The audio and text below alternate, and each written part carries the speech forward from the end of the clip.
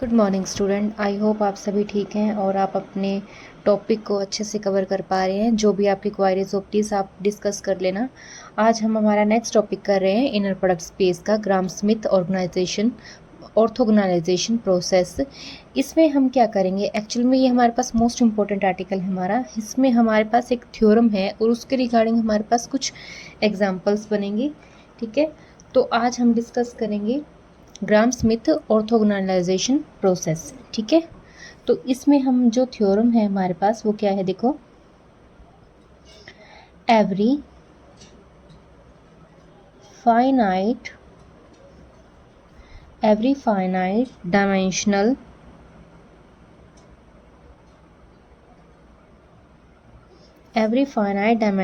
inner product space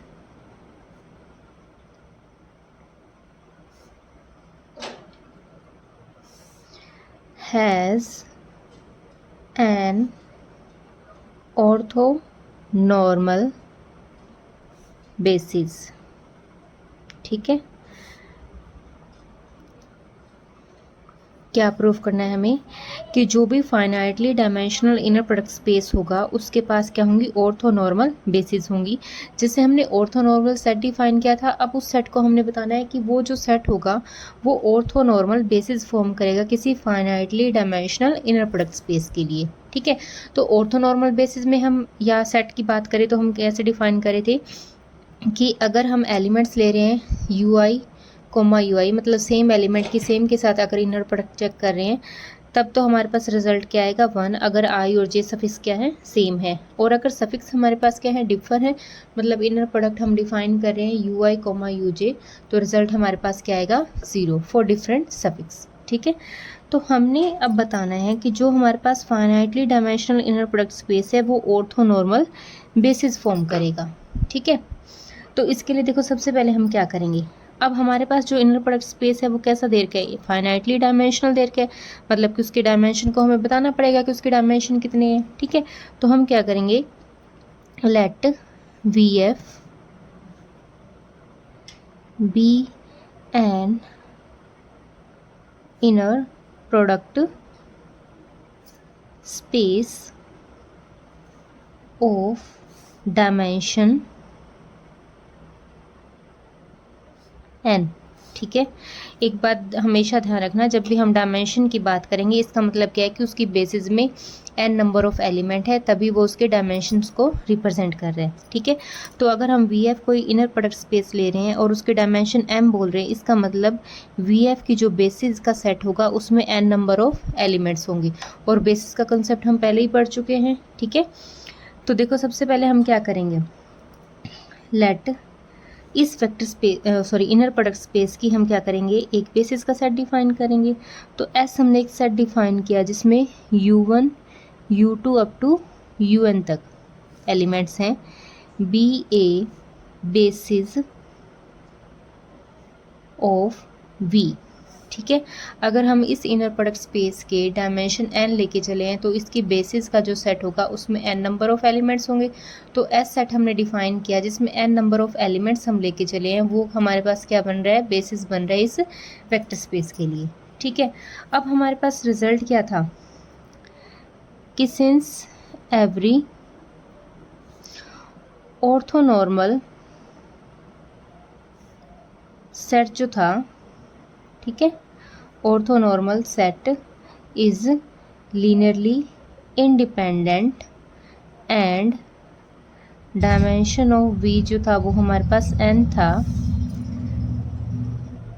ठीक है, ये हमारे पास क्या है कि एवरी जो ऑर्थोनॉर्मल सेट होगा वो कैसा होगा, लीनियरली इंडिपेंडेंट होगा और डायमेंशन हमें इसे फाइनाइट दे ही रखी हैं। ठीक है, देन हम क्या बोल सकते हैं, it is enough to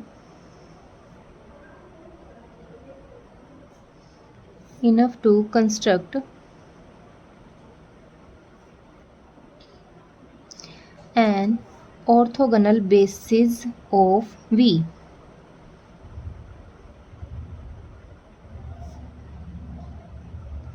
basis of V हम क्या करेंगे, ऑर्थोगोनल बेसिस फॉर्म कर देंगे। ठीक है। अब ऑर्थोगोनल में हमने क्या किया था कि अगर हम वेक्टर्स लेके चल रहे हैं, एक वेक्टर हम किस में से ले रहे हैं, मान लो वी में से लेके चल रहे हैं, दूसरा एलिमेंट हम इसके सबस्पेस में से लेके चल रहे हैं, तो हम उनकी इनर प्रोडक्ट चेक कर रहे थे। अगर इनर प्रोडक्ट हमारे पास 0 आएगी तो उस सेट को हमने क्या बोला था, ऑर्थोगोनल बोला था। ठीक है, तो हम वही कंडीशन यहाँ पे चेक करेंगे। अब हमें ये तो पता है कि जो ऑर्थोनॉर्मल सेट होगा वो लिनियरली इंडिपेंडेंट होगा। ठीक है, और लिनियरली इंडिपेंडेंट के अकॉर्डिंग हमें इनर प्रोडक्ट स्पेस के डायमेंशंस भी दे रखे हैं, तो हमें सिर्फ ऑर्थोगोनल बेसिस बनानी है वी के लिए। ठीक है, और उसके लिए हम क्या करेंगे, देखो now S is a basis, S हमारे पास क्या है, एक बेसिस है, और वो कैसी है, इज लिनियरली इंडिपेंडेंट। क्योंकि जिस सेट को आप बेसिस बोल रहे हैं वो ऑब्वियस सी बात है, वो बेसिस होने के साथ साथ दो कंडीशंस ट्रू करेगा। फर्स्ट तो क्या कंडीशन होगी कि जितने भी वेक्टर्स होंगे वो सारे के सारे क्या होंगे, लिनियरली इंडिपेंडेंट होंगे। ठीक है, और सेकंड क्या होगा कि वी का हर एक एलिमेंट जो है वो इन एलिमेंट्स की लिनियर कॉम्बिनेशन में रिप्रेजेंट कर पाएगा। अगर कोई सेट इन दो कंडीशंस को सेटिस्फाई करता है तो उसे हम क्या बोलते हैं, बेसिस बोलते हैं। ठीक है, अब सेट एस जो हमने डिफाइन कर रखा है वो ऑलरेडी वी के लिए क्या बन रहा है, बेसिस बन रहा है। इसके लिए इसका मतलब क्या है, अगर ये सेट ऑलरेडी बेसिस है तो ये सेट कैसा होगा, लिनियरली इंडिपेंडेंट का होगा। ठीक है, इसका मतलब लिनियरली इंडिपेंडेंट का मतलब क्या आ गया कि u i not equals to क्या होंगे, 0 होंगे। ये कोफिशिएंट्स जो आएंगे, मतलब एलिमेंट्स जो आएंगे वो क्या होंगे, not all 0 for i equal to 1 to up to n के लिए। ठीक है, क्योंकि लिनियरली इंडिपेंडेंट में हम क्या लेके चलते हैं कि लिनियरली इंडिपेंडेंट सेट वो सेट होगा जिसमें सारे के सारे स्केलर्स जो होंगे वो क्या होंगे, 0 होंगे। ठीक है, हाँ जी। तो नेक्स्ट देखो, अब हम चेक करेंगे 1 बाय 1, दो एलिमेंट कंसीडर करेंगे और उनकी इनर प्रोडक्ट हम चेक करेंगे 1 बाय 1। ठीक है, तो हम क्या करते हैं, लेट v1 एक एलिमेंट लेके चलते हैं जो किसके इक्वल है, u1 के इक्वल है। ठीक है, एंड डिफाइन करते हैं, अपनी तरफ से डिफाइन करना है v2 को। v2 एलिमेंट किस टाइप का होगा, u2 minus inner product of u2 comma v1 into v1 by norm of v1 square. ठीक है, ये हम अपनी तरफ से डिफाइन करेंगे। अब हमें ऑर्थो नॉर्मल बेसिस चेक करनी है। ठीक है, ऑर्थो नॉर्मल बेसिस के लिए हम क्या करेंगे कि सबसे पहले हमने एक एलिमेंट लिया v1 जो किसके इक्वल है, इस u1 के इक्वल है। फिर हम एक एलिमेंट और अपनी तरफ से डिफाइन करें कि v2 एलिमेंट किस टाइप का होगा, वो इस फॉर्म का होगा। ठीक है, तो हम क्या करते हैं, नाउ अगर हम v2 को क्या कर दें, 0 बोल दें। ठीक है, तो यहाँ से हमारे पास क्या आएगा, मतलब v2 ये पार्ट 0 होगा। इसका मतलब u2 minus inner product of u2 comma v1 by norm of v1 square equals to क्या होगा, 0 होगा। ठीक है, तो यहाँ से हम क्या बोल सकते हैं कि u2 किसके इक्वल आ जाएगा, u2 आ जाएगा हमारे पास inner product of u2 comma v1 into v1 by norm of v1 square. ठीक है, मतलब कि ये क्या आ गया, स्केलर मल्टीपल ऑफ v1। ये हम स्केलर का यूज़ कर रहे हैं और ये v1 है, तो v2 जो है वो क्या आ गया, एक एलिमेंट दूसरे एलिमेंट का स्केलर मल्टीपल आ गया। ठीक है, और हम ऐसे भी लिख सकते हैं इसे कि u2 जो है वो किसके इक्वल आएगा, स्केलर मल्टीपल ऑफ u2। ठीक है, क्यों, क्योंकि हमने क्या लेट किया था कि v1 जो है वो किसके इक्वल है, सॉरी यहाँ पे 1 आएगा, u1 के इक्वल है। ठीक है, तो हमने यहाँ पे u2 को v1 का मल्टीपल बताया, तो u2 को हम ये लिख सकते हैं, v1 के प्लेस पे क्या आ जाएगा, u1 आ जाएगा, क्योंकि दोनों को हम क्या लेके चले थे, इक्वल लेके चले थे। ठीक है, इसका मतलब यहाँ से हमारे पास क्या कंडीशन बनी, देखो ये दोनों एक दूसरे के स्केलर मल्टीपल आ गए। ठीक है, और जैसे ही स्केलर मल्टीपल आ जाएंगे इसका मतलब जो सेट u1 और u2 को कंटेन कर रहा है, मतलब एक ऐसा सेट जिसमें u1 और u2 है, वो हमारे पास क्या आ जाएगा, इस लिनियरली डिपेंडेंट का। ठीक है, क्योंकि एक वेक्टर दूसरे का स्केलर मल्टीपल बन रहा है, और हमारे पास थ्योरम थी कि अगर एक वेक्टर दूसरे का स्केलर मल्टीपल आ जाए तो वो सेट कैसा होगा, लिनियरली डिपेंडेंट का होगा। ठीक है, तो यहाँ तक हमने क्या किया कि एक वेक्टर को दूसरे का स्केलर मल्टीपल किया, ठीक है। अब ये तो कंट्राडिक्शन आ जाएगी, विच इज कंट्राडिक्शन, क्योंकि एज जो हम सेट बोल रहे हैं u1 comma u2 being a subset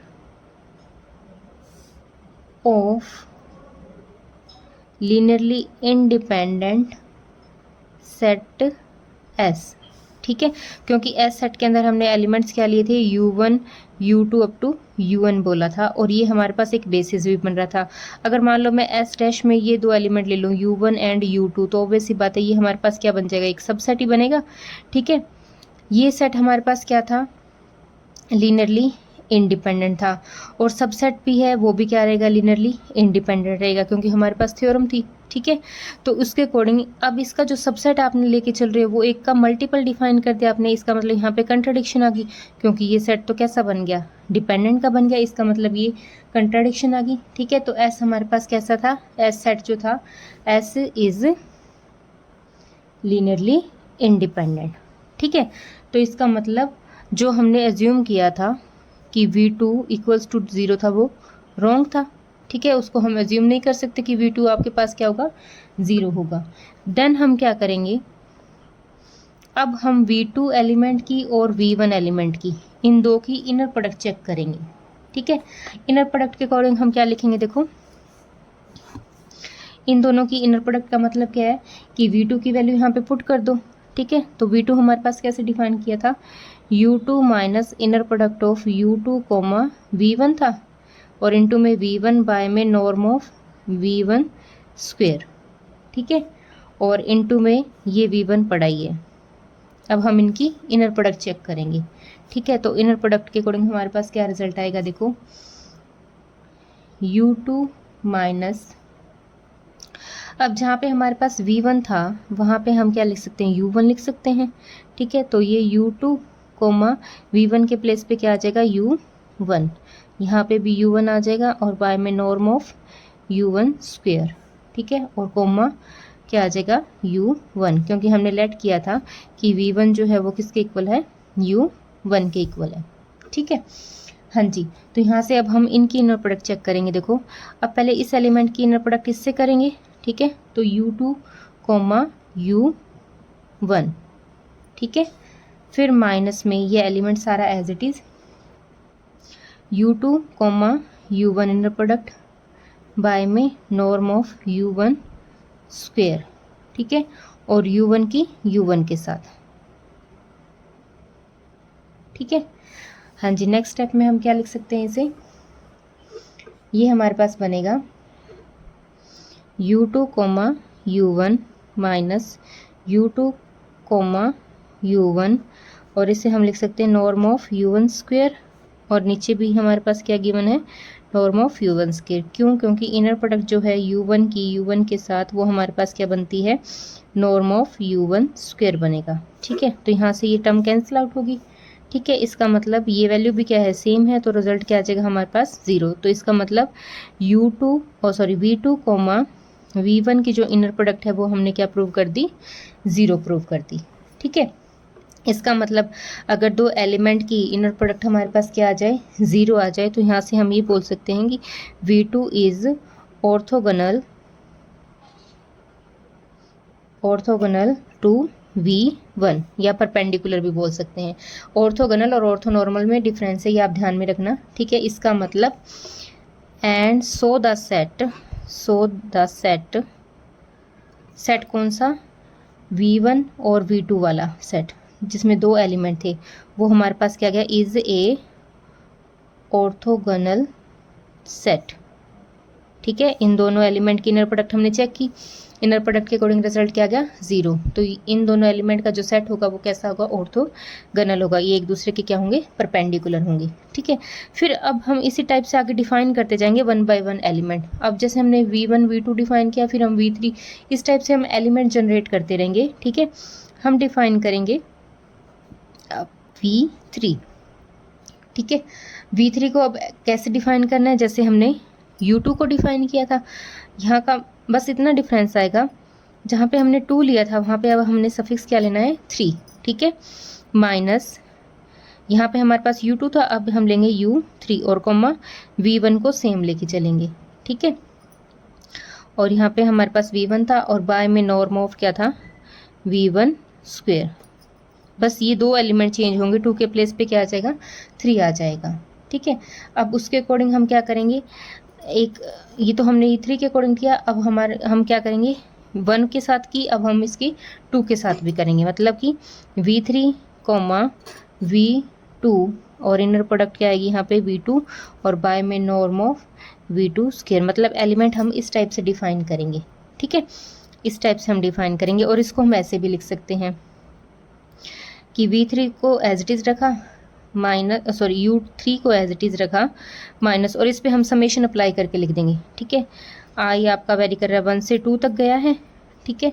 और इसको हम क्या लिख सकते हैं, किस किस में चेंज हुआ है, इन एलिमेंट्स में चेंज हुआ है, तो यहाँ पे हम क्या लिख सकते हैं U3 को तो फिक्स रखेंगे, ये एलिमेंट यहाँ पे हमारा U3 है, ठीक है, U3 को तो फिक्स रखा। अब V1 V2 चेंज हो रहा है आपस में, तो यहाँ पे हम क्या कर देंगे VI लगा देंगे, और इनटू में भी यहाँ पे भी चेंज हुआ है तो ये भी आपका VI बन जाएगा, और बाय में भी चेंज हो रहा है तो इसे भी हम लिख सकते हैं नॉर्म ऑफ VI स्क्वेयर, ठीक है। इस एलिमेंट को हमने समेशन के फॉर्म में ऐसे कर दिया, और समेशन आपका 1 से 2 तक वेरी हो रहा है, मतलब I जो है वो 1 से 2 तक वेरी हो रहा है, ठीक है। हाँ जी, उसके बाद नेक्स्ट हम सेम जैसे प्रोसेस हमने चेक की थी अगेन वैसे ही हम चेक करके रहेंगे। तो हम क्या लेके चलेंगे again V3 not equals to 0, अगर हम V3 को 0 नहीं लेके जा रहे हैं, ठीक है, एज अगर हम V3 को 0 ले रहे हैं जो हमने डिफाइन किया, इसका मतलब जैसे हमने पहले चेक किया था कि जैसे हमने V2 को 0 लिया था तो ये दो सेट जो था इन दो एलिमेंट्स का सेट कैसा आ गया था डिपेंडेंट का आ गया था। अब सेम वैसे ही अगर हम V3 को 0 लेंगे ना तो सेट हमारे पास U1 U2 U3 इन तीनों का जो सेट आएगा वो क्या आ जाएगा इज लीनियरली डिपेंडेंट का आ जाएगा। ये अगेन हमारे पास क्या आ जाएगी कॉन्ट्राडिक्शन आ जाएगी, ठीक है, क्योंकि इन एलिमेंट का जो सेट था या सबसेट जो बनेगा वो हमारे पास क्या आएगा सेम वही वो इंडिपेंडेंट का बनेगा, ठीक है। तो अगेन यहाँ से हमारे पास क्या आ जाएगी कंट्राडिक्शन, इसलिए हम क्या लेके चलेंगे V3 को भी not equals to 0 element consider करेंगे, ठीक है। तो आप उसके अकॉर्डिंग रीज़न सेम पहले वाला ही लिख सकते हैं कि जैसे ही हम सेट को लेके चलेंगे कि अगर सेट U1 U2 और U3 का सेट अगर हम ले रहे हैं वो क्या बन जाएगा बीइंग ए सबसेट, अगेन वही लैंग्वेज लिखनी है, being a subset of linearly independent set S is linearly independent, ठीक है। इसका मतलब हम V3 एलिमेंट जो हम लेके चले हैं वो हम क्या कंसीडर करेंगे नॉट इक्वल्स टू 0। देन हम क्या करेंगे फिर हम V3 और V1 की, जैसे हमने पहले V2 और V1 की डिफाइन की थी, अब V3 और V1 की इनर प्रोडक्ट चेक करेंगे, ठीक है। तो ये हमारे पास एलिमेंट हमने कैसे डिफाइन किया था, यहाँ पे V3 की वैल्यू पुट कर देंगे। V3 हमारे पास क्या था U3 minus U3 V1 into V1 by norm of V1 square था, ठीक है। और माइनस में यहाँ पे अगेन हमारे पास क्या था U3 V2 into V2 by में नॉर्म ऑफ V2 स्क्वेयर था, ठीक है। और कोमा ये वाला element V1 as it is, हमने इनकी इनर प्रोडक्ट अब चेक करनी है, ठीक है। तो इनके लिए देखो सेम वही हम प्रोसेस करेंगे, पहले इस एलिमेंट की इस एलिमेंट के साथ इनर प्रोडक्ट, ठीक है, इस एलिमेंट की इसके साथ इनर प्रोडक्ट करेंगे तो हमारे पास क्या आएगा U3 V1, ठीक है। और माइनस में सेम ये और इस एलिमेंट की इसके साथ इनर प्रोडक्ट करेंगे तो ये हमारे पास क्या आ जाएगा U3 V1 और इनटू में क्या आ जाएगा inner product of V1 into V1, ठीक है। और बाय में ये बन जाएगा norm of V1 square. Same यहाँ पे ये as it is U3 V2 और सेम वही इस एलिमेंट की इसके साथ इनर प्रोडक्ट, ये हमारे पास क्या बनेगा V2 V1 और बाय में नॉर्म ऑफ V2 स्क्वेयर, ठीक है। हाँ जी, तो यहाँ तक देखो आगे हमारे पास क्या रिजल्ट आएगा। ये हमारे पास आ गया U3 और V1 की इनर प्रोडक्ट, माइनस में ये हमारे पास बनेगा U3 और ये V1, और ये हमारे पास again norm of V1 square बन जाएगा, और बाय में नॉर्म ऑफ V1 स्क्वेयर दे ही रखा है, ठीक है। और माइनस में ये हमारे पास U3 कोमा V2 आ जाएगा, और ये हमारे पास क्या आएगा 0 बाय में V2 स्क्वेयर, क्योंकि हमारे पास रीज़न था फर्स्ट में हमने इन दोनों की इनर प्रोडक्ट चेक की थी, तो उससे हमारे पास इनका रिजल्ट क्या आया था 0 आ गया था, क्योंकि ये ऑर्थोगोनल एलिमेंट्स बन गए थे, ठीक है। तो आप रीज़न लिख सकते हैं यहाँ पे अगेन कि inner product of V1 coma V1 जो है वो हमारे पास क्या बनेगा, नॉर्म ऑफ V1 स्क्वेयर बनेगा, and inner product of V2 comma V1 जो है वो हमारे पास क्या आएगी 0।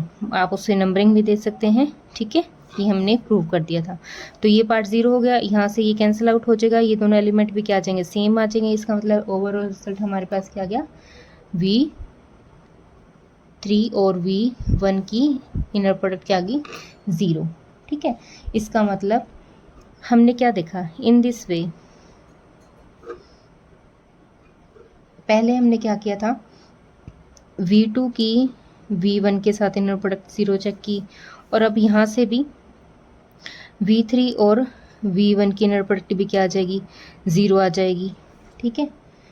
तो यहाँ से हमारे पास क्या रिजल्ट निकला कि VI comma VJ equal to क्या आ जाएगा 0 आ जाएगा, where I not equals to J, and I और J आपका क्या था, I और J को हमने चेक किया था 1 2 3 के लिए चेक किया था, ठीक है। हाँ जी, तो यहाँ तक हमने क्या किया, ऐसे ऐसे आप क्या करो कि और एलिमेंट्स डिफाइन करते रहना, फिर हम V3 डिफाइन करें, V3 डिफाइन किया, फिर हम V4 चेक करेंगे, V4 के अकॉर्डिंग ये एलिमेंट सेम आएंगे, फिर नेक्स्ट एलिमेंट एक और ऐड होता रहेगा इसमें, ठीक है। तो ऐसे कर करके हम क्या करेंगे कि हम इस way in this way we construct an orthogonal set V1 V2 up to Vn of n vectors का, ठीक है। पहले हमने V1 और V2 की कॉरस्पॉन्डिंग चेक किया, फिर V3 और V1 की कॉरस्पॉन्डिंग चेक किया, इनकी रिजल्ट भी क्या आया 0 आया। इसका मतलब इनकी इनर प्रोडक्ट अगर 0 है तो ये सेट कैसा था, ऑर्थोगोनल का था, ठीक है। इन दिस वे हम क्या करेंगे, 1 बाय 1 हर बार एलिमेंट्स की पोजीशन एलिमेंट्स को चेंज करते रहेंगे, और हर बार इसी टाइप से सेट कंस्ट्रक्ट करते रहेंगे। तो ये n एलिमेंट्स जो आएंगे वो क्या करेंगे, एक ऑर्थोगोनल सेट कंस्ट्रक्ट कर देंगे, ठीक है।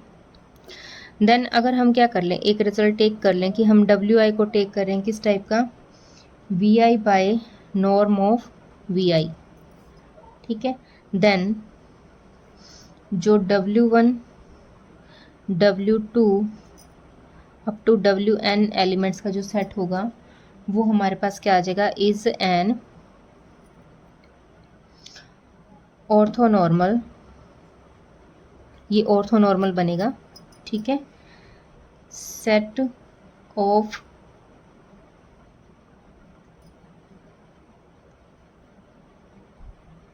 वेक्टर्स इन V, ठीक है। हाँ जी, तो यहाँ तक हमने क्या किया, देखो 1 बाय 1 कंस्ट्रक्ट किया। फिर हम क्या कर लेंगे, अगर हम VI को इस टाइप से टेक कर लें कि WI को VI by norm of VI है, तो ऐसे करके हम एलिमेंट्स की पोजीशन ऐसे बना लेंगे, W1 W2 WN, वो हमारे पास क्या होगा, एक ऑर्थोनॉर्मल सेट होगा, ठीक है। Since N orthonormal set of vectors in an inner product space is linearly independent, ठीक है। सो द सेट, जो हम नया सेट डिफाइन कर रहे हैं, कौन सा set, W1 W2 up to WN, वो भी हमारे पास क्या होगा, इज लीनियरली इंडिपेंडेंट का होगा। और हमें डायमेंशन दे रखे हैं, आल्सो डायमेंशन ऑफ V जो है वो हमारे पास क्या थे, N थे, ठीक है। तज तो हम क्या करेंगे, जो हमने सेट को टेक किया था W1 W2 up to WN जो हमने बोला था, वो VI by norm of VI जो हम डिफाइन कर रहे थे, वो क्या करेगा, फॉर्म कर जाएगा, form an orthonormal basis of V, यही हमने कंस्ट्रक्ट करना था, ठीक है। तो हमें इस टाइप से देखना है, 1 बाय 1 सेट में एलिमेंट्स इंट्रोड्यूस करते जाने हैं। उनको हम क्या करेंगे, सबसे पहले ऑर्थोगोनल के अकॉर्डिंग चेक करेंगे। ऑर्थोगोनल के अकॉर्डिंग हमने क्या चेक किया कि दो एलिमेंट्स की अगर हम इनर प्रोडक्ट ले रहे हैं और उनका रिजल्ट क्या आ रहा है, 0 आ रहा है, तब हमारे पास जो सेट होगा वो कैसा बन जाएगा, ऑर्थोगोनल का बन जाएगा। फिर उसके अकॉर्डिंग हमने एक नया सेट कंस्ट्रक्ट किया कि जैसे ही हम इन एलिमेंट्स को लेके चल रहे हैं, ये ऑर्थोगोनल सेटअप फॉर्म कर रहे हैं, तो हमने क्या किया, इन VIs को इस फॉर्म में डिफाइन कर लिया, ठीक है। जैसे V1 by norm of V1 बनेगा, तो हमने ये एलिमेंट्स डिफाइन कर दिए, और ये जो सेट होगा वो हमारे पास कैसा होगा, ऑर्थो नॉर्मल का सेट होगा, ठीक है। और ऑर्थो नॉर्मल जो सेट होगा वेक्टर्स का इनर प्रोडक्ट स्पेस में, वो लिनियरली इंडिपेंडेंट होता है, तो ये सेट भी कैसा होगा, लिनियरली इंडिपेंडेंट का होगा, ठीक है। और लिनियरली इंडिपेंडेंट है और डायमेंशन उसके n दे रखे हैं, उसके बेसिस में भी एलिमेंट n आ गए, इसका मतलब ये बेसिस, ये जो सेट है वो किस क्या बन गया, ऑर्थो नॉर्मल बेसिस बन जाएगा V के लिए, ठीक है। तो ये हमारे पास इंपॉर्टेंट आर्टिकल है, बिल्कुल सिंपल सा आर्टिकल और कुछ भी नहीं है, इसमें कोई क्रैम करने की ज़रूरत नहीं है। सिर्फ आपको देखना है कि आपने एलिमेंट कैसे लेने हैं, और सेम वही पहले वाले रिजल्ट के अकॉर्डिंग हम इन पे थ्योरम्स का रिजल्ट लगाते रहेंगे। बेसिस का कंसेप्ट लग रहा है मेनली इस पे, ठीक है। उसके बाद हम देखेंगे कि इसके बेस्ड एग्जाम्पल कौन कौन से हैं। तो इसके अकॉर्डिंग हमारे पास जो भी एग्जाम्पल बनेंगे, अब उसमें हम यही चेक करेंगे कि हमारे पास जो रिजल्ट बनेगा ऑर्थोनॉर्मल बेसिस का, जैसे हमें बोला जाएगा कि आप ऑर्थोनॉर्मल बेसिस बनाओ with the standard inner product space, ठीक है। उसके एलिमेंट्स हमें दे रखे होंगे कि एक वेक्टर इनर प्रोडक्ट स्पेस है जो एलिमेंट से जनरेट हो रहा है, तो वहाँ से हमें क्या करना पड़ेगा, ऑर्थोनॉर्मल बेसिस फॉर्म करनी पड़ेगी। तो ऑर्थोनॉर्मल बेसिस जब भी आ जाएगी तो हम क्या करेंगे, इस पर ग्राम स्मिथ ऑर्थोनॉर्मलाइजेशन प्रोसेस का क्या करेंगे, रिजल्ट को यूज़ करेंगे, ठीक है। मेथड सारा ऐसा ही होगा, हमें इस सेट के एलिमेंट्स गिवन होंगे, हमने सेम वही V1 को डिफाइन करना होगा, V2 को डिफाइन करना होगा, एंड उनकी इनर प्रोडक्ट चेक करनी होगी, ठीक है। U1 U2 U3 जो भी आपके इस सेट के एलिमेंट्स जो आपको गिवन होंगे, ठीक है। तो इसके रिजल्ट को हम, एग्जांपल्स को हम कल सॉल्व करेंगे। आज के टॉपिक में हम इतना ही करने जा रहे हैं। स्टूडेंट, कोई भी आपकी क्वायरीज हो तो आप पूछ सकते हैं, कोई भी डाउट आपको लगे, ठीक है। आज के टॉपिक में हम इतना करेंगे। Thank you.